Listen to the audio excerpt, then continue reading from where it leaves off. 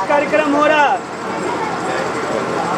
यह कार्यक्रम श्रद्धांजलि सभा का आयोजन रखा गया है, जिसमें मृत्यु हुआ था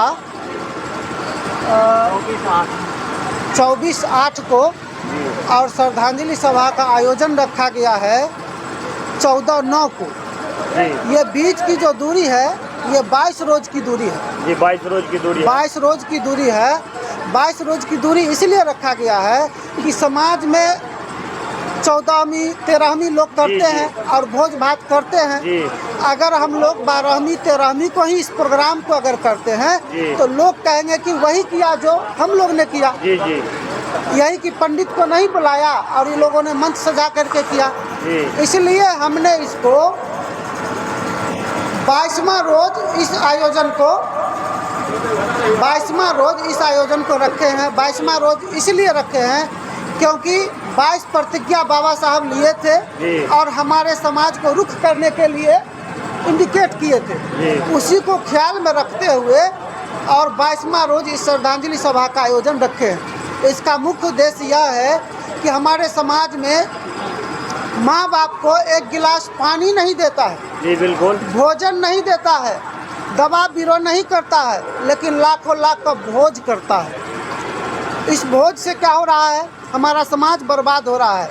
हम ये समाज में संदेश ये देने आए हैं कि आप माँ बाप को अगर पानी मांगता है तो गाली दे करके जो दौड़ते हैं ये ना करें, वृद्धाश्रम न भेजें, वृद्धाश्रम न भेजें।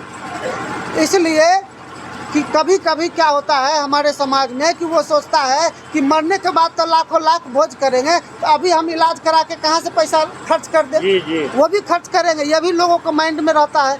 तो हम समाज में ये संदेश देते हैं कि ये मृत्यु भोज को बहिष्कृत किया जाए, बंद किया जाए और इसको श्रद्धांजलि सभा में तब्दील किया जाए। और जो पैसा आप समाज में भोज खाने में खर्च करते हैं उसको अपने शिक्षा में लगाइए और बच्चे को डॉक्टर, मास्टर, इंजीनियर बनाइए।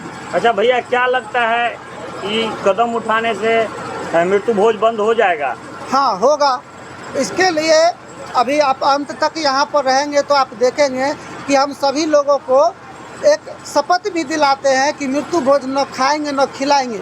लेकिन ये शपथ तब दिलाते हैं जब सारी बातें एक एक बिंदु पर हम चर्चा कर लेते हैं, उसके बाद हम शपथ दिलाते हैं।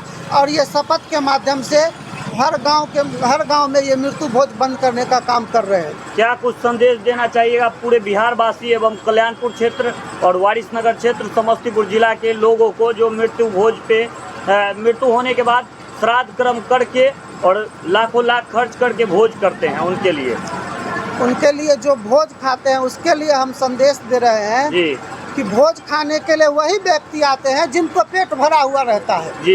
वही लोग आते हैं और पलथी मार करके भोज खाते हैं। और उस भोज के सभा में जब पहुंचते हैं तो जब तक भोजन बनता है तब तक वो लोग चर्चा बैठ के क्या करते हैं कि फलना जगह गए थे तो सब्जी में नमक ही नहीं था, फलना जगह गए थे तो दही अरे पानी जैसा था, दही सही नहीं था, सकरौड़ी सही नहीं था। खाली वो बुराई का काम करते हैं।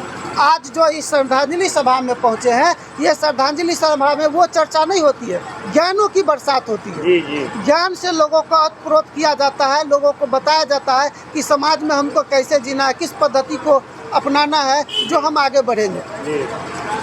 उस भोज में वैसे लोग खाने आते हैं जो करोड़पति होते हैं, जो लाखपति होते हैं, जिनको पेट भर रहा है, भूखे नहीं आते हैं। वैसे लोग आकर के एक परिवार को उजाड़ के चले जाते हैं।